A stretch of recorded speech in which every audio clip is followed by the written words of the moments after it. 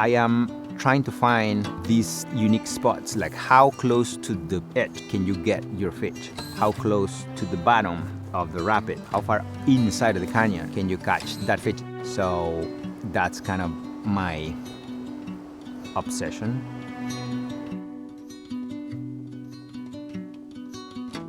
Guiding people in different environments, in my case is the river, and it's something that I am so familiar with and I love that I understand like a language.